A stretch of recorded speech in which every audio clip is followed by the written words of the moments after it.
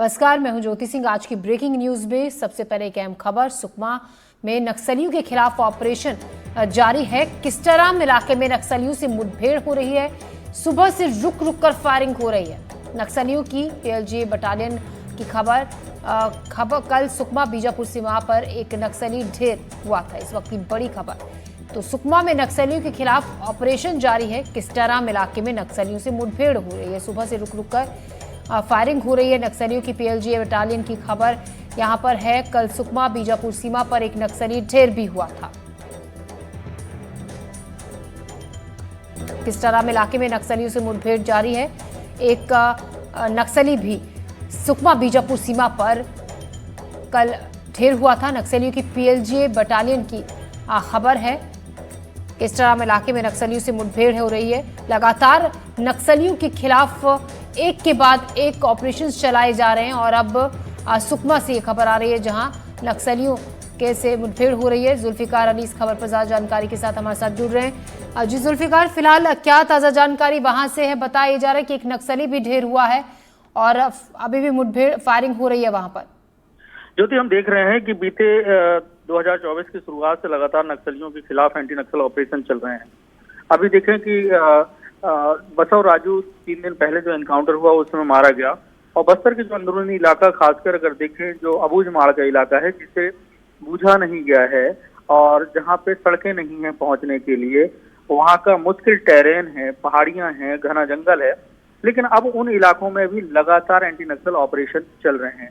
सुकमा में जो किस्टाराम का इलाका है वहां पर सूचना मिली थी सुरक्षा बलों को कि नक्सलियों की बटालियन वहां पर मौजूद है, बड़े कैडर के माओवादी उसमें शामिल हैं और उस आधार पे ये ऑपरेशन को लॉन्च किया गया। एंटी नक्सल ऑपरेशन के लिए सुरक्षा बलों को वहां पर भेजा गया है और इस मामले पे जो एसपी हैं वहां के सुकमा के किरण चौहान और एएसपी उमेश गुप्ता ये पूरे ऑपरेशन जो लॉन्च किया गया उसकी मॉनिटरिंग कर रहे हैं। और ये जो खबर निकल कर आई है कि एक माओवादी इस एनकाउंटर में मारा गया है। सुबह से लगातार रुक रुक कर फायरिंग हो रही है क्योंकि जिस तरीके से ऑपरेशन इन इलाकों में बीते दिनों चले हैं उससे कहीं ना कहीं माओवादियों की जो स्थिति है या ये कहें कि उनकी जो कमर है वो टूट चुकी है। लेकिन फिर भी जो कुछ माओवादी हैं, कुछ इनके जो बटालियन है वो अभी भी रेसिस्टेंस करती हुई नजर आ रही हैं, लेकिन सुरक्षा बल लगातार ऑपरेशन चला रहे हैं और उन्हें बड़ी सफलता मिल रही है और इसमें भी ये संख्या बढ़ सकती है माओवादियों के मारे बन जाने की। जी, तो संख्या बढ़ सकती है। अभी भी वहां पर ये मुठभेड़ जारी है। ऐसे में जुल्फिकार, हम ये भी आपसे जानना चाहेंगे, करेगुट्टा की पहाड़ियों के बाद अबूझमाड़ में हुए और अब सुकमा के इस इलाके में जिसमें आपने जानकारी दी, जो जवान हैं वो ये ऑपरेशन को अंजाम दे रहे हैं। कितनी संख्या में यहाँ पर जवान हैं? क्योंकि बताया जा रहा है कि ये भी इलाका ऐसा है जहाँ पर काफी नक्सलियों के छिपे होने की खबर मिली थी, जिसके बाद ये ऑपरेशन यहाँ पर चलाया गया।